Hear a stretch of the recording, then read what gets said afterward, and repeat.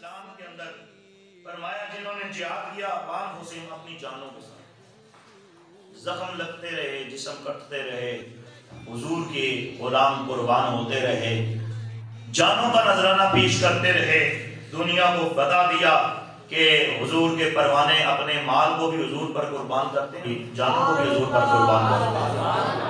قرآن ارشاد فرماتا ہے یا ایھا النبی جاہد الکفار والمنافقین واغلظ علیہم، اے نبی جہاد کرو کافروں کے خلاف، منافقوں کے خلاف، واغلظ علیہم، اور ان پہ سختی فرماؤ۔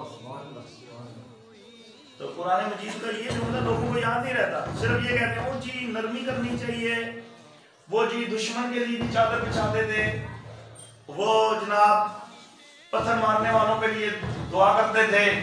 میں نے کہا وہ بھی ایک زندگی کا پہلو ہے حضور کا، زندگی کا، اور یہ بھی ایک پہلو ہے کہ حضور نے حرم کعبہ کے اندر گستاخ رسول کو قتل کرنے کا حکم دیا۔ کعب بن اشرف کو، ابن خطل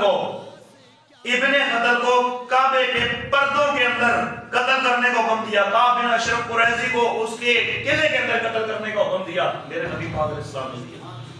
فرمایا گناہگار کے لیے معافی ہے، کافر جس نے ابھی کلمہ نہیں پڑھا اس کے لیے حکم آ رہا ہے، لیکن جو گستاخ رسول ہے اس کے لیے میرے نبی کریم علیہ السلام نے حکم یہی ارشاد فرمایا من سب نبی فاقتلوہ، کہ جو تیرے نبی کی توہین کرے اسے کاٹ ڈالو۔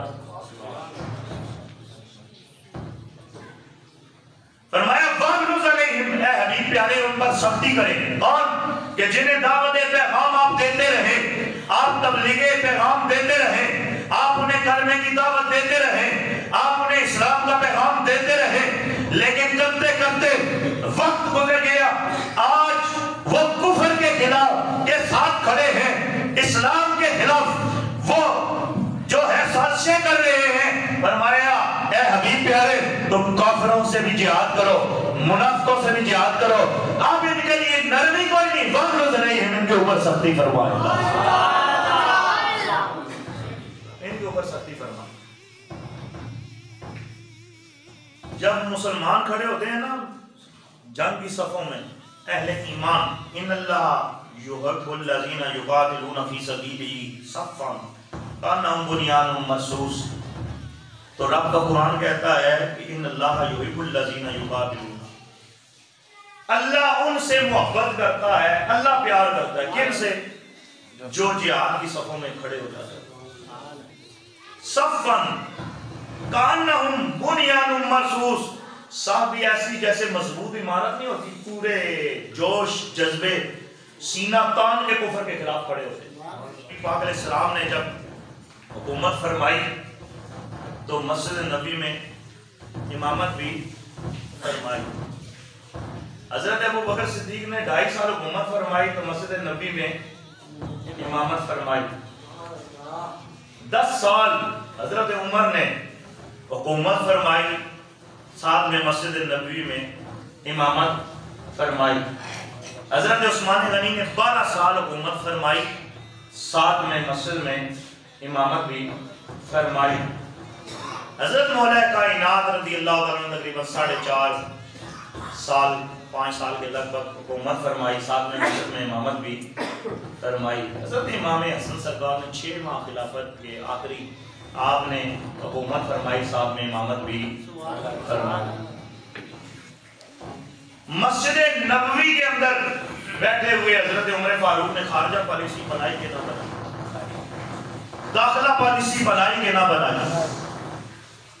انہوں نے جہاد کے لیے مردوں کی صف بندی کی ترتیب بنائی کہ نہ بنائی، انہوں نے وزیر خزانہ کے عہدے پر میرے نبی پاک نے حضرت بلال کو تعینات کیا تھا، انہوں نے فوج کا نظام بنایا کہ نہ بنایا، انہوں نے فوج کے لیے وردی کو حکم دیا کہ نہ دیا، انہوں نے پھر کیسر و کسرا کی سلطنتوں پہ کے لیے پیغام لکھا کہ اسلام قبول کر لو نہیں کہ جہاد کے لیے تیار ہو جاؤ، یہ خط لکھے یا نہ لکھے۔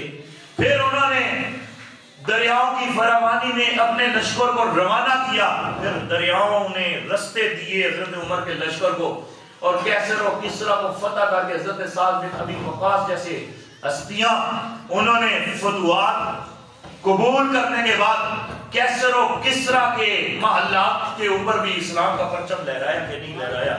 تو مجھے بتاؤ، یہ ساری سلطنت کا بانی، ساری سلطنت کا حکمران، ساری سلطنت کا سربراہ کسی اور مقام پر بیٹھ کر بات نہیں کرتا، تیری میری مسجد میں بات نہیں ہو رہی، بات بھی میرے مسجد نبوی شریف کے اندر ہوتی ہے۔ یہ جو جہاد لفظ ہے، جہاد، یہ لفظ جہاد دنیاوی ہے یا دینی ہے؟ دینی ہے نا؟ یہ مذہبی ہے یا سیاسی ہے؟ تو پھر جہاد کی تعریف عمران خان کرے گا یا شریعت مطالعہ کرے گا؟ بھئی جہاد کہتے کسے ہیں؟ اس کو سیاستدان بتائے گا یا کوئی عالم بتائے گا؟ ہاں، تو میں کہتا ہوں ایک ہے پی ٹی آئی کا بڑا لیڈر نا، جو لیڈر ہے نا، لیڈر بنے ہوئے ہیں، ایک ہے چھوٹے جمہورے، چھوٹے جمہورے سے لے کر بڑے لیڈر تک مجھے اس کی اصطلاح بتا دو کہ جہاد کس ہے؟ کہ میرے نبی پاک علیہ السلام ارشاد فرماتے ہیں جاہدوا فی اللہ حق جہادی، اللہ کی راہ میں جہاد کرو جیسے جہاد کا حق ہے۔ حضور علیہ السلام نے اپنی تلوار اٹھائی اور فرمایا کون ہے جو میری تلوار کا حق ادا کرے؟ کون ہے جو میری تلوار کا حق ادا کرے؟ میں اس کو اپنی تلوار دیتا ہوں۔ تو حضرت ابو دجانہ نے عرض کی یا رسول اللہ میں اس کا حق ادا کروں گا، مجھے بتائیں اس کا حق کیا ہے؟ فرمایا کافروں کو کاٹ دو، کفر کے خلاف چلے اور مظلوم پر نہ چلے، عورتوں اور بچوں پر نہ چلے، کفر کے خلاف چلے، اتنی تلوار چلے کہ کفر کے مقابلے میں تلوار چلتے چلتے ٹیڑھی ہو جائے، کوئی اس کا حق ادا کر سکتا ہے تو میں اس کو اپنی تلوار دیتا ہوں۔ اور میرے نبی پاک علیہ السلام کی بارگاہ اقدس ہے، کسی نے پوچھا یا رسول اللہ صلی اللہ علیہ وسلم جہاد کسے کہتے ہیں؟ فرمایا اب تین قسم کے بندوں کا ذکر کیا حضور کی بارگاہ میں، فرمایا ایک وہ بندہ جو مال غنیمت کی لالچ میں لڑتا ہے، مال غنیمت کی لالچ میں کہ کافروں سے لڑیں گے، جب کافر مغلوب ہو جائیں گے مسلمان غالب ہو جائیں گے، جو مال ملے گا نا وہ مال غنیمت ہے۔ تو جو مال کی لالچ میں لڑے گیا وہ مجاہد ہے؟ سرکار نے فرمایا نہیں۔ دوسرے نمبر پر فرمایا جو بندہ اس لالچ میں لڑے کہ اس کی طاقت کا بڑا ڈنکا بجے گا، بڑا پہلوان بندہ ہے، بڑا دلیر ہے جی، اس کی دلیری کا ذکر کیا جائے، حضور نے فرمایا یہ بھی مجاہد فی سبیل اللہ نہیں ہے، یہ بھی اسلام کے لیے نہیں لڑا۔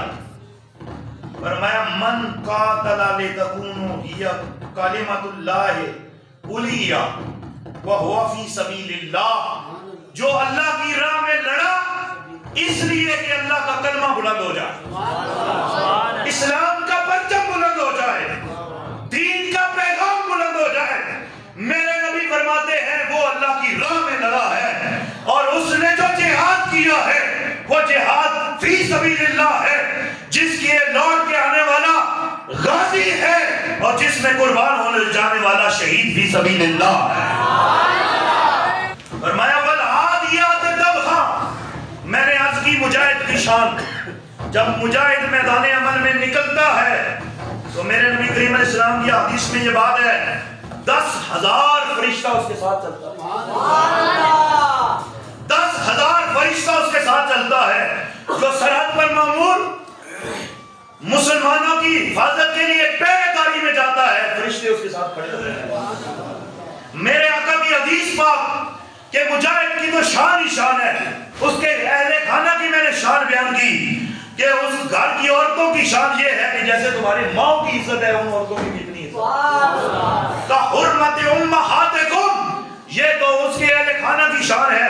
اب میرے رب کا قرآن مجاہد کے ایک گھوڑے کی شان بیان کرتا ہے، فرمایا والعادیات ضبحا فالموریات قدحا فالمغیرات صبحا، فرمایا قسم ہے ان سواریوں کی جن کی پشتوں پر مجاہد سوار ہو کے چلتا ہے۔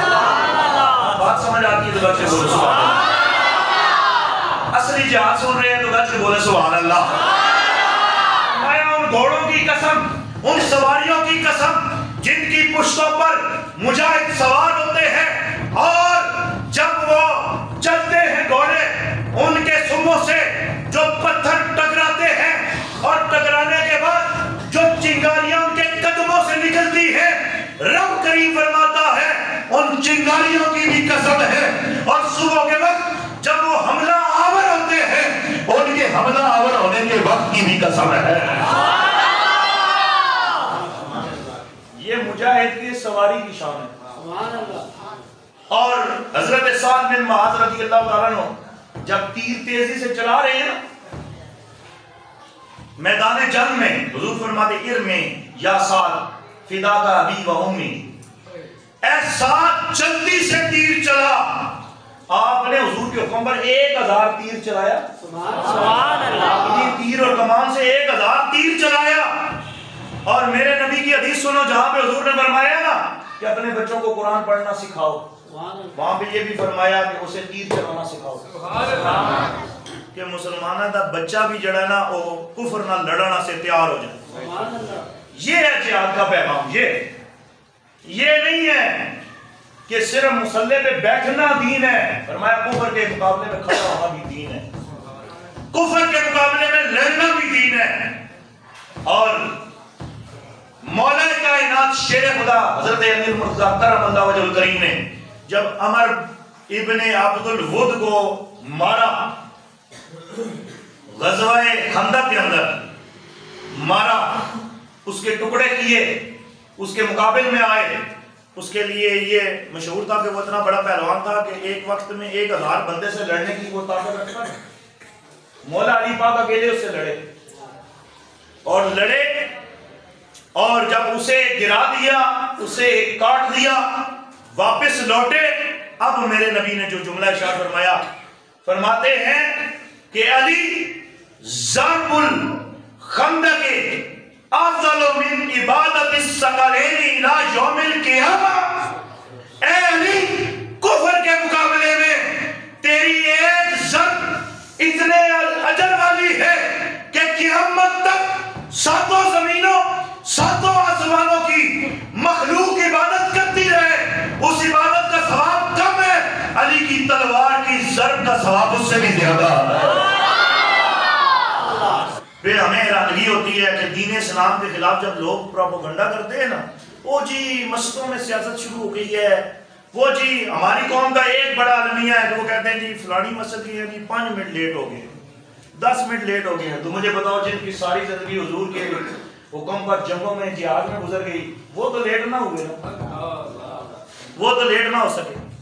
اتنے نرم قالینوں پر ہم نماز پڑھتے ہوئے بھی ہمیں فرض کے بعد نا ہماری قوم کے آدھے بندے دعا بھی نہیں مانگتے، مانگنی کس سے؟ اللہ سے۔ پھر ہم کہتے ہیں ہمارے حالات ٹھیک نہیں ہوتے، کیسے ٹھیک ہوں گے؟ ہم رب کی بارگاہ میں جھکنے کا بھی سلیقہ بھول گئے، اس سے مانگنے کا وقت بھی ہمارے پاس نہ رہا۔ اور تبصرہ کس پہ ہم کرتے ہیں؟ ہماری قوم کس پہ کرتی ہے؟ مسجدوں پہ۔ وہ ان مسجدوں والوں نے آپ کا مال نہیں لوٹا، جنہوں نے لوٹا ہے ان کے نعرے آج بھی آپ لوگ لگا رہے ہیں، ان کے پیچھے آج بھی قوم ناچ رہی ہے، اور وہ کفر بکتے ہیں۔ ہماری قوم پھر بھی کہتی ہے وہ دیکھا ہمارا قوم گمراہ ہو گئی۔ جن لوگوں نے تمہارا مال لوٹا، مال کھایا، تمہارے بچوں کا حق کھایا، تمہارے بچے آج تعلیم کے لیے تڑپ رہے ہیں، علاج کے لیے تڑپ رہے ہیں، تمہاری قوم تڑپ رہی ہے، ان کے متعلق کوئی بات نہیں کرتے، بات پھر بھی کرتے دین اسلام کے خلاف۔ اور جو دین اسلام کے خلاف نہیں کر سکتا وہ مولوی کے خلاف بات کرتا ہے۔ جن کی ساری زندگیاں جہاد میں گزر گئیں، انہوں نے یہ شکوہ بھی نہ دیا۔ آپ اس بات پہ تصور کریں نا، بندہ 24 گھنٹے میں 3 مرتبہ کھانا کھاتا ہے، اس کے علاوہ جتنی ہمیں سہولیات ہیں، ہم کسی کے گھر جاتے ہیں، چائے پیتے ہیں، کسی دوست کے پاس جاتے ہیں۔ غزوہ خندق کے اندر میرے نبی پاک کے صحابہ موجود ہیں، حضور ساتھ ہیں۔ ایک وقت ایسا بھی ہے، صحابہ کہتے ہیں کہ صبح حضور نے آدھی کھجور ہر صحابی کو دی، رات تک آدھی کھجور پہ ہم نے گزارا، اور پھر رات کو آدھی کھجور دی، صبح تک ہم نے وہی کھائی۔ صحابی نے کسی سے روٹی مانگنے کے لیے بھی نہیں گئے۔ آج ہماری قوم صرف ایک چاول کی پلیٹ ہوتی ہے نا، نون لیگ کے جلسے پہ چلے جاتے صرف چاول کی پلیٹ کھا لے، کبھی جناب پی ٹی آئی کے جلسے پہ چلے گئے بریانی کی ایک پلیٹ کھا لی، تو پھر تم نے دین اسلام کا نظریہ کیسے سمجھنا ہے؟ دین اسلام 4 بیٹے شہید ہو گئے. ماں کہتی ہے حضور کی بارگاہ میں غزوہ احد کے بعد 4 بیٹے شہید ہو گئے. حضور علیہ السلام کے سامنے پیش ہوتی ہے اور عرض کرتی ہے یا رسول اللہ آپ کا کیا حال ہے؟ سرکار فرماتے تیرے 4 بیٹے شہید ہو گئے. وہ فرماتی ہے مجھے مبارک دیجیے اللہ نے مجھے 4 شہیدوں کی ماں بنا دیا.